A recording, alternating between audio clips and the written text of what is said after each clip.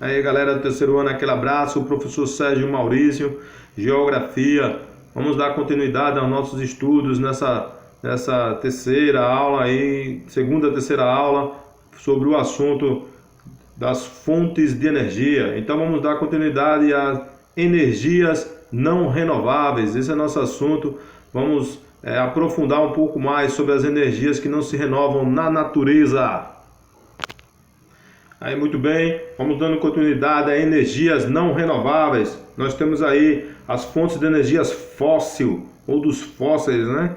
Elas são exploradas em grande escala e constituem uma base energética da sociedade contemporânea. São os chamados hidrocarbonetos, como o petróleo e gás natural e o carvão mineral. São formados por hidrogênio e carbono, e são chamados combustíveis fósseis. Sua formação resulta da ação conjunta de fatores bióticos, de diferentes formas de vida, e abióticos, características fisioquímicas, como temperatura, pressão e tipos de rochas. Esses são os chamados combustíveis fósseis. Aí o carvão mineral, o petróleo e o gás natural. O petróleo e o gás natural, eles se formam, além de ser em ambientes marinhos, o plâncton e as algas marinhas, eles também são formados aí dentro do oceano ou fora do oceano, certo? Essa formação do petróleo e do carvão mineral depende também de questões de temperatura, pressão, uma série de outros fatores aí naturais. O petróleo também pode ser obtido do cisto betuminoso, O cisto betuminoso é uma rocha metamórfica de origem sedimentar, rica em compostos e carbono, entendeu? Que aquecida a cerca de 500 graus Celsius, aí ela produz o chamado óleo de cisto. Aí os geógrafos conseguem aí, os geólogos, porém, contestam essa denominação e afirmam que se trata, na verdade, de um folhelo. Mas é um tipo de rocha sedimentar em camadas muito finas que forma essas folhas e aí dá origem aí aos combustíveis hidrocarbonetos e a origem do petróleo também. Isso é muito realizado com cisto betuminoso nos Estados Unidos e no Canadá, certo? Eles extraem muito petróleo do cisto betuminoso. Dessa forma, nós temos instituições mundiais que trabalham, que organizam essa produção de petróleo, como a OPEP, que é a Organização dos Países Exportadores de Petróleo. Aqui no Brasil, nós sabemos que o petróleo brasileiro é extraído pela empresa Petrobras, que é a empresa aí, uma estatal brasileira. Aí nós temos aí essas fontes de energia, o carvão, o petróleo, o gás natural, que acrescentando aí o cisto betuminoso, que está no nosso livro na página 125, 124, 123, 124 e 125. Aí as energias não renováveis. As energias não renováveis são fontes que se encontram na natureza em quantidades limitadas e cuja utilização leva ao esgotamento das reservas. Isto porque o processo de formação de tais fontes de energia é muito lento quando comparado com o ritmo de consumo do ser humano, que o ser humano faz delas. Consideram-se fontes de energia não renováveis os combustíveis fósseis, carvão, petróleo e gás natural. São também consideradas energias sujas, energias sujas, ou melhor, que produz muito carbono, que contribui para o aquecimento global, que contribui para a poluição do ar e também a poluição do solo. Então, uma vez que dessa utilização e exploração, decorre graves danos para o meio ambiente e para a sociedade. Apesar da sociedade usufruir das questões energéticas, mas ela também vai sofrer com as questões de poluição. Todas essas fontes de energia têm reservas finitas, ou melhor, elas podem se acabar, uma vez que é necessário muito tempo para repor, e nem sempre consegue repor. Por quê? Porque não depende só das questões fósseis, dos vegetais e das questões dos fósseis, vegetais e animais. Depende também das condições de temperatura, calor, pressão, e esses elementos juntos, em conjunto, é que dão origem a esses combustíveis fósseis. E nem sempre isso aquele ditado, um raio não cai duas vezes no mesmo lugar, é mais ou menos isso. Então pode ser que ao retirar esse combustível não mais aquele combustível vai existir naquele local. O primeiro deles aí é o carvão mineral. É uma rocha orgânica de cor preta ou marrom com propriedades combustíveis, constituída principalmente por carbono e é considerada uma das mais poluentes, uma vez que a produção é feita através da queima. Inicialmente, o carvão era utilizado em todos os processos industriais e ao nível doméstico, quer dizer, a segunda revolução industrial foi movimentada justamente aí pelo carvão mineral. Em fornos, fogões, exclusivo o primeiro combustível fóssil a ser utilizado para a produção de energia elétrica, nas centrais térmicas. Nos dias de hoje, devido ao petróleo e aos derivados, deixou de ser utilizado na indústria, com exceção na indústria siderúrgica e na indústria metalúrgica. O carvão mineral ainda é muito utilizado e ele é base dessas indústrias aí, desse tipo de indústria da metalurgia e da siderurgia. O petróleo é o hidrocarboneto mais poderoso da Terra atualmente, quase a base da matriz energética mundial, objeto de muitas guerras, como a Guerra do Golfo, a guerra entre Estados Unidos e Iraque e outras guerras aí que surgiram aí no mundo contemporâneo. O petróleo é um óleo mineral de cor escura e cheiro forte, constituído por uma mistura de compostos orgânicos, basicamente por hidrocarbonetos.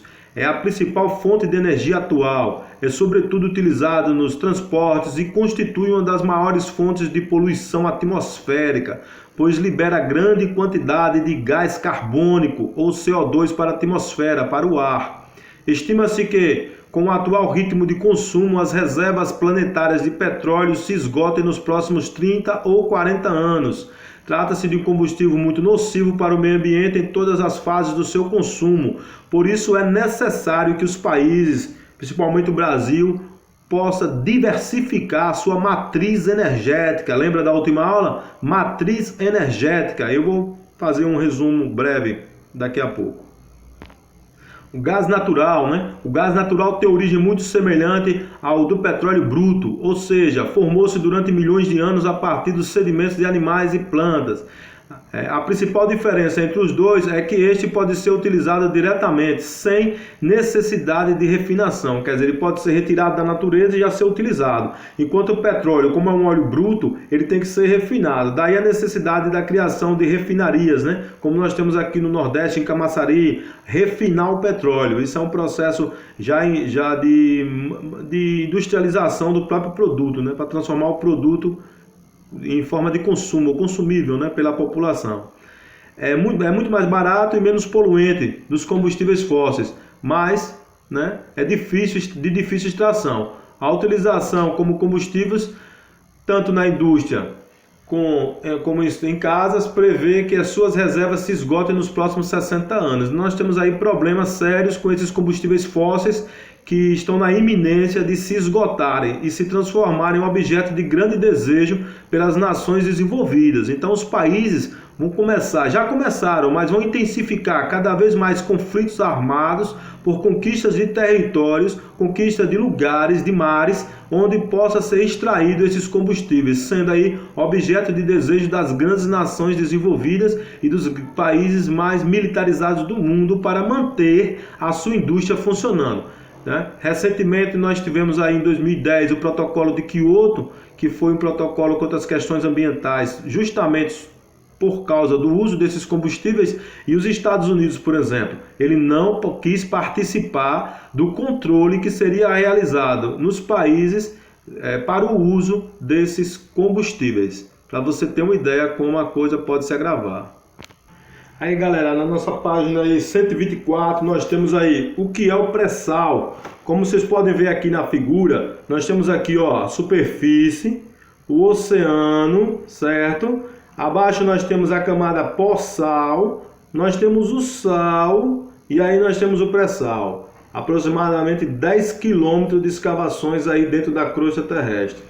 O que precisa de tecnologia de primeiro mundo, equipamentos de alta precisão e de um trabalho gigantesco e estudos cada vez mais frequentes para que se possa realizar essa extração desse sal daqui, que obviamente vem todo sujo, bem grosso e sujo, depois recambiar esse petróleo todo aqui para a superfície, para as chamadas plataformas, e aí refinar esse petróleo e substituir aqui embaixo esse petróleo por outro material que possa ser a água, dentro da rocha do pré-sal, quer dizer, antes da camada de sal. Isso aqui é o pré-sal, certo? O termo pré-sal aí refere-se ao conjunto de rochas localizadas nas porções marinhas de grande parte do litoral brasileiro. Positivo?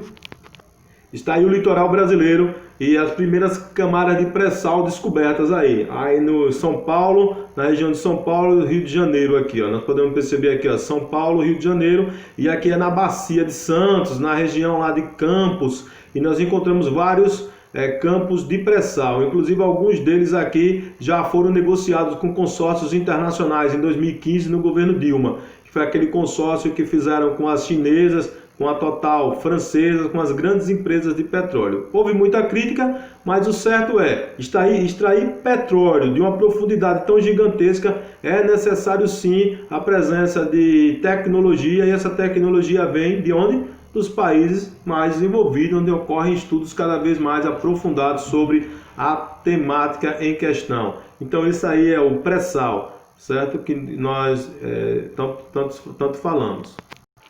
Outra fonte de energia muito utilizada e bastante perigosa é o urânio. É uma fonte de energia não renovável, é o urânio, matéria-prima para a obtenção de energia nuclear, que pode ser utilizada, por exemplo, na geração de energia elétrica, na propulsão naval e em aparelhos hospitalares, para você ter uma ideia, certo? No chamado raio-x.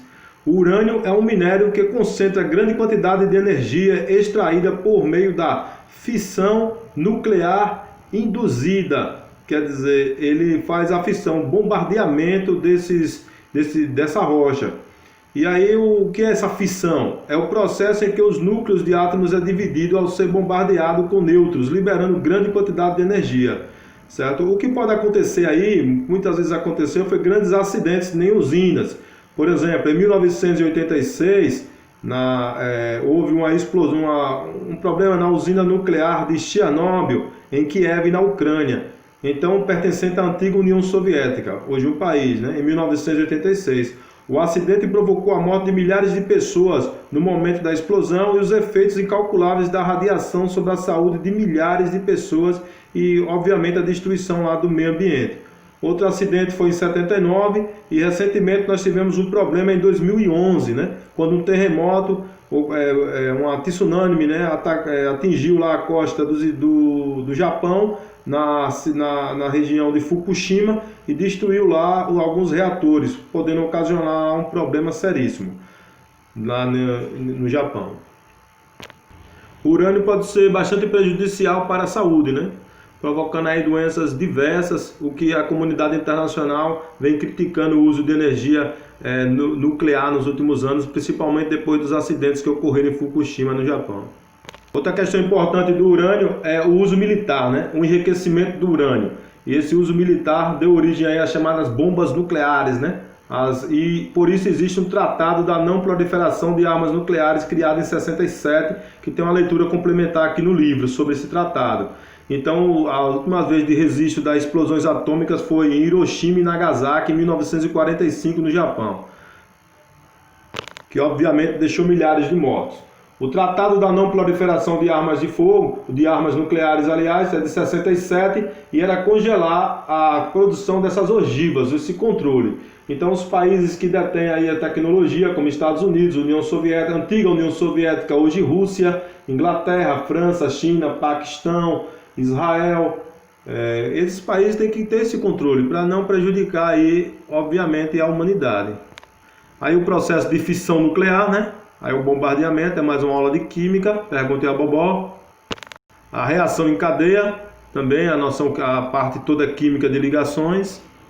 E o tão temido e perigoso lixo nuclear, né? Que eles não têm mais utilidade porque já foram extraída a energia necessária e esse lixo não pode ser jogado em qualquer lugar. E esse lixo tem que ser descartado de forma correta para não prejudicar o meio ambiente. É uma das coisas mais temidas do uso dessa energia, que é considerada energia muito menos poluente do que os chamados combustíveis fósseis. Valeu, galera, aquele abraço, até a próxima aula.